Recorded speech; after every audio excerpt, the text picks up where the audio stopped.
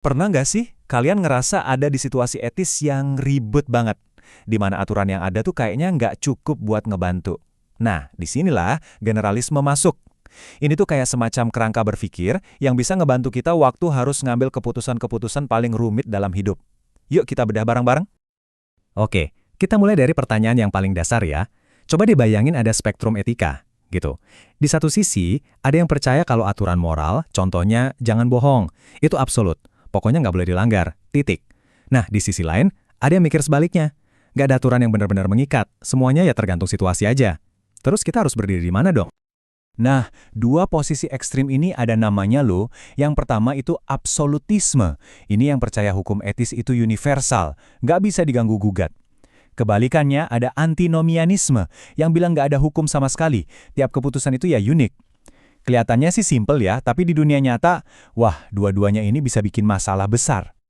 Oke, jadi ini dia agenda kita kali ini. Pertama kita cari jalan tengahnya, terus kita lihat gimana caranya mengukur kebaikan, bedain jenis-jenis kesenangan, lalu kita debatin kapan aturan boleh dilanggar, dan terakhir kita bakal kasih evaluasi finalnya. Oke, masuk bagian pertama, jalan tengah etis. Jadi kalau absolutisme itu kaku banget dan antinomianisme itu malah terlalu bebas, apa ada jalan ketiga gitu? Semacam pendekatan yang ngerti kalau aturan itu penting, tapi juga paham kalau kadang-kadang pengecualian itu perlu. Nah, disinilah generalisme muncul sebagai solusinya, sebagai jalan tengah. Paham ini mengakui kalau aturan kayak jujurlah atau tepati janji itu ya penting sebagai panduan. Tapi, nah ini kuncinya, aturan itu berlakunya secara umum, bukan secara universal. Jadi masih ada ruang buat pengecualian. Bentuk generalisme yang paling terkenal dan paling berpengaruh itu namanya utilitarianisme. Ide intinya tuh simple, tapi sekaligus radikal banget. Tindakan yang benar itu adalah tindakan yang bisa menghasilkan kebahagiaan atau kebaikan paling maksimal buat orang paling banyak. Jadi fokusnya bukan di aturannya, tapi di hasilnya. Oke, bagian 2. Mengukur kebaikan.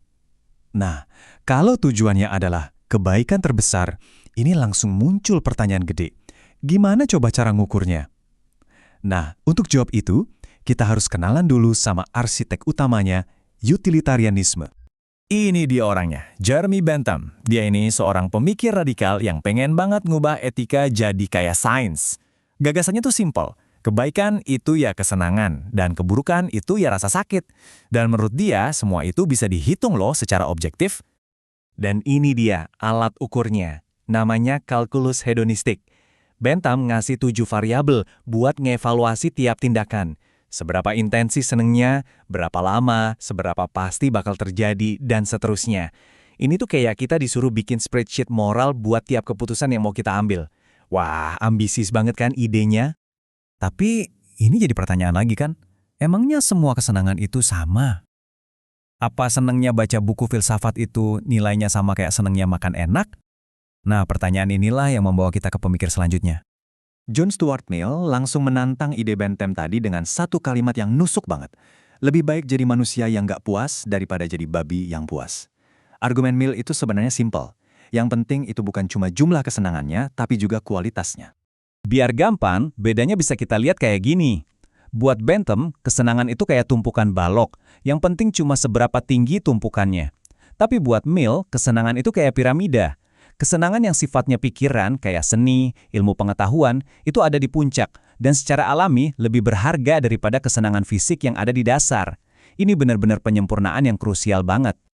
Nah, sekarang kita sampai ke inti konfliknya di dalam utilitarianisme.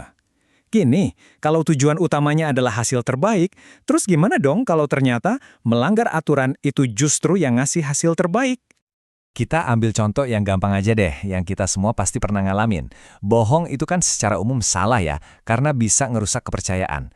Tapi gimana kalau dengan bohong demi kebaikan, kita bisa nyelamatin perasaan orang atau bahkan mencegah bahaya yang lebih gede? Nah, di titik inilah para utilitarian mulai panas perdebatannya. G.E. Moore ngambil jalan yang lebih hati-hati. Menurut dia, kita itu nggak akan pernah bisa yakin 100% soal semua konsekuensi dari tindakan kita. Nah, karena kita nggak pernah yakin ini, ya lebih aman berpegang aja sama aturan umum yang udah terbukti manjur, daripada ambil resiko bikin-bikin pengecualian. Nah, di sisi lain ada John Austin yang jauh lebih kaku. Buat dia, aturan di masyarakat itu kayak menara Jenga. Sekali aja kita bikin pengecualian, sekecil apapun itu, risikonya bisa meruntuhkan seluruh struktur kepercayaan. Jadi menurut dia, ngejaga keutuhan sistem aturan itu jauh lebih penting daripada keuntungan sesaat dari melanggarnya. Oke, kita masuk ke bagian terakhir, keputusan akhir. Setelah semua perdebatan tadi, jadi kesimpulannya gimana? Yuk kita timbang plus minusnya generalisme ini. Kalau dari sisi positifnya, generalisme ini praktis banget. Dia ngakuin kalau dunia nyata itu emang kompleks, di mana aturan bisa saling tabrakan. Dia ngasih kita alat buat mikirin dilema, bukannya cuma ikutin perintah secara buta atau malah pasrah sama kekacauan. Intinya, dia fleksibel dan fokus sama hasil. Tapi, ada masalah-masalah serius juga. Siapa sih yang berhak nentuin apa itu kebaikan terbesar? Terus, emangnya kita bisa beneran nebak masa depan? Dan yang paling penting nih, apa nggak ada tindakan, kayak penyiksaan misalnya, yang emang udah salah dari sananya, nggak peduli sebaik apapun hasilnya? Nah, disinilah generalisme dapat tantangan terbesarnya. Dan ini ngebawa kita ke pertanyaan terakhir yang paling bikin pusing. Kalau kita nilai tindakan dari hasilnya, terus kapan kita bisa bilang kalau hasilnya itu udah final? Efek dari satu keputusan itu kan bisa berlanjut bertahun-tahun. Jadi kapan kita bisa benar-benar yakin kalau kita udah bikin pilihan yang tepat? Pertanyaan ini saya tinggalin buat kalian pikirin. Terima kasih sudah menyimak.